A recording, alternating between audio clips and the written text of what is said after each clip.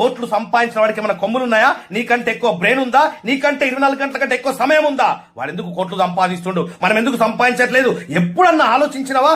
ఆలోచిస్తే నువ్వు ఇట్లా ఉంటావా? 1,00,000 రూపాయలు సంపాదించాలంటే 1,00,000 రూపాయలు సంపాదించే మనిషికుండే లక్షణాలు ఫస్ట్ రావాలా. మనిషి యొక్క స్టామినాని మర్చిపోయి 20, 30, 50 వేలకి అమ్ముడు పోతున్నాడు. పొద్దున్న లేసామా, లంచ్ బాక్స్ కట్టుకున్నామా, ట్రాఫిక్ లో హడావిడిగా బయలుదేరామా, అక్కడ పంచ్ కొట్టామా, సరిగ్గా సమయానికి బాస్ తిట్లు భరించామా, టార్గెట్ ని భరించామా, ఆ స్ట్రెస్ అంతా తీసుకొచ్చి పిల్ల పైన తీసామా, రాత్రికి టీవీ చూసి చప్పట్లు కొట్టి పడుకున్నామా, నెక్స్ట్ డే రిపీట్. జీవితం మొత్తం రిపీట్. ర్యాట్ రేస్ లో ఇరుక్కుపోయావు. కనీసం నీ జీవితాన్ని ఎలా బాగుపరచుకోవాలనో ఆలోచించడానికి కూడా నీకు టైం ఇవ్వట్లేదు. అక్కడ మాట మాట్లాడితే చాలు, బాగా చదువుకో బిడ్డ, బాగా సెటిల్ అవుతావు, బాగా చదువుకో బిడ్డ, బాగా సెటిల్ అవుతావు, బాగా చదువుకుంటే బాగా సెటిల్ అవుతావు అనే సెంటెన్స్ కరెక్ట్ అయితే చాలా బాగా చదువుకున్న మన టీచర్స్, లెక్చరర్స్ 30, 40, 50 వేల శాలరీకి ఎందుకు పనిచేస్తున్నారు సార్? మరి చాలా బాగా చదువుకున్నారు కదా. సంపాదించడానికి ఎలిజిబిలిటీ క్వాలిఫికేషన్ కాదు మిత్రమా, క్వాలిటీస్. ఆ క్వాలిటీస్ నీలో వస్తే బిడ్డ కోటీశ్వడి కాకుండా దేవుడు కూడా ఆపలేడు. 1,00,000 రూపాయలు సంపాదించాలంటే 1,00,000 రూపాయలు సంపాదించే మనిషికుండే లక్షణాలు ఫస్ట్ రావాలా. 20,000 సంపాదించేవాడికి 1,00,000 రూపాయలు సంపాదించేవాడికి తేడా ఏంది?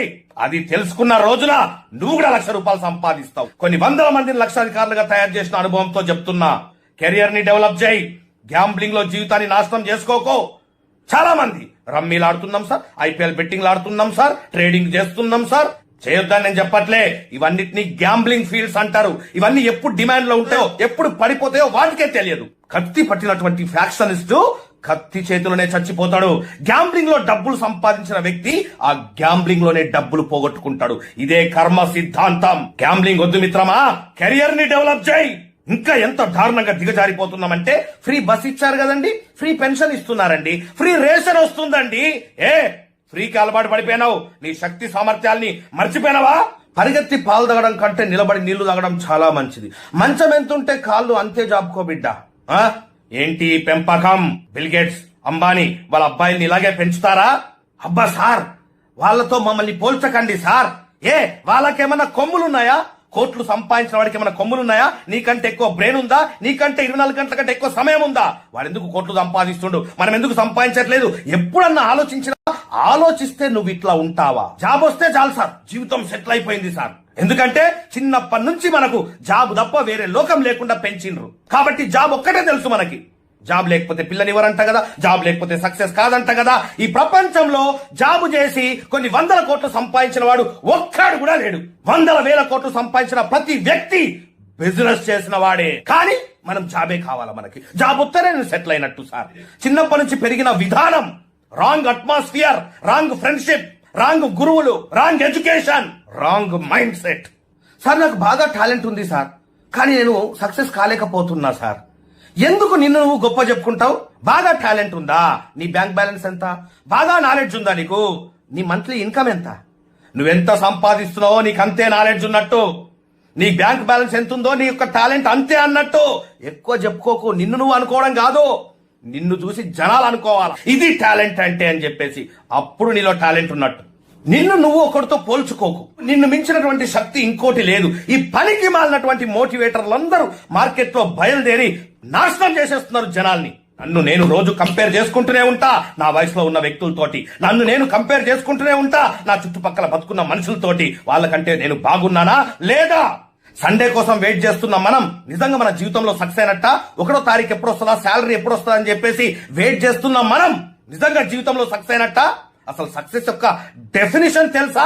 చివరికి వయసు అయిపోయిన తర్వాత సాధించింది ఏందయ్యా అంటే పొట్ట బట్ట, అంతకు మించి ఏమీ ఉండదు. ఇప్పుడైనా మేలుకోకపోతే, కళ్ళు తెరవకపోతే, ఈ రోజు నుంచి ఒక 5 సంవత్సరాలు వెనక్కి వెళ్ళిపో. 5 సంవత్సరాలు అంటే 60 నెలలు. ఒక మిడిల్ క్లాస్ వ్యక్తి అంటే నెలకు మినిమం ఒక 20,000 సేవ్ చేయాలా. అంటే 5 సంవత్సరాల నుంచి ఈ రోజు వరకు కనీసం ఒక 12 లక్షల రూపాయలు నువ్వు సేవ్ చేసి ఉండాలా. అన్ని ఖర్చులు పోను. చెక్ చేసుకో నీ బ్యాంక్ బ్యాలెన్స్. 5 సంవత్సరాల నుంచి ఈ రోజు వరకు ఒక 12 లక్షలు నీ బ్యాంక్ బ్యాలెన్స్ పెరగలేదంటే అదేం జాబ్ అయ్యా? అదేం బిజినెస్ అయ్యా? ఎక్కడ పని చేస్తున్నావయ్యా? అసలు నీకు అర్థమవుతుందా ఏం పని చేయాలో? అసలు నీకు ఒక గురువు ఉన్నాడా? నీకే మొత్తం తెలుసనే అహంకారంతో జీవితాన్ని నాశనం చేసుకుంటున్నావా? జాబులు రావట్లేదు సార్, మా గవర్నమెంట్ జాబ్స్ ఇవ్వట్లేదు సార్. ఎంతసేపు ఒకరిని బ్లేమ్ చేయడమే. సొంత కాళ్ళపై నిలబడలేవా? పానీపూరి బండి పెట్టుకున్న వ్యక్తి ఎంత సంపాదిస్తుండో తెలుసా?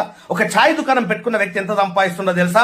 ఒక బజ్జీలు అమ్ముకునే వ్యక్తి ఎంత సంపాదిస్తుండో తెలుసా? ఒక బిర్యానీ పాయింట్ పెట్టుకున్న వ్యక్తి ఎంత సంపాదిస్తుండో తెలుసా? వీళ్ళందరి ఇన్కమ్ 50,000 తక్కువ లేదు. ఒక ఓలా ఊబర్ లో ఒక డ్రైవర్ ఎంత సంపాదిస్తుండో తెలుసా? ఒక స్విగ్గీ జొమాటోలో ఒక డెలివరీ బాయ్ ఎంత సంపాదిస్తుండో తెలుసా? వీళ్ళెవ్వరి ఇన్కమ్ 50,000 కంటే తక్కువ లేదు. ఈ ప్రపంచంలో నేను రక్కేస్తా, పీకేస్తా, నరికేస్తా, కొరికేస్తా, పాతేస్తా, గెలిచేస్తా అనే వాడికి వాల్యూ లేదు. గెలిచిన వాడికే వాల్యూ. ఇక్కడ మనం తిరగాలనుకున్న కారు వేరు, మనం తిరుగుతున్న కారు వేరు, మనం ఉండాలనుకున్న ఇల్లు వేరు, మనం ఉంటున్న ఇల్లు వేరు, మన పిల్లల్ని చదివించాలనుకున్నటువంటి స్కూల్ వేరు, ఇప్పుడు చదివిస్తున్న స్కూల్ వేరు, మనం కలలుగానే జీవితం వేరు, మనం బతుకుతున్న జీవితం వేరు. ఎందుకు లోపం ఎక్కడ జరుగుతుంది తెలుసుకోవాలనుకుంటున్నారా? ఎందుకు మనిషికి ఇన్ని శక్తి సామర్థ్యాలు దేవుడిచ్చి పంపిస్తే 30-40 వేల రూపాయలకు అమ్ముడుపోతున్నాం తెలుసుకోవాలనుకుంటున్నారా? 60 సంవత్సరాలు పనిచేయడానికి ఎందుకు సిద్ధపడిపోయినాం? ఎర్లీ రిటైర్మెంట్ తీసుకున్న వాళ్ళని చూస్తే కూడా మనం ఎందుకు మారలేకపోతున్నాం తెలుసుకోవాలనుకుంటున్నారా? జాబే జీవితము, బిజినెసే జీవితము అని ఎందుకు బతుకుతున్నారు? వేరే అవకాశాలు లేవా? మీరు కనిపెట్టడం మీ వల్ల అవ్వట్లేదా తెలుసుకోవాలనుకుంటున్నారా? ఇవన్నిటికీ సరైన సొల్యూషనే లైఫ్.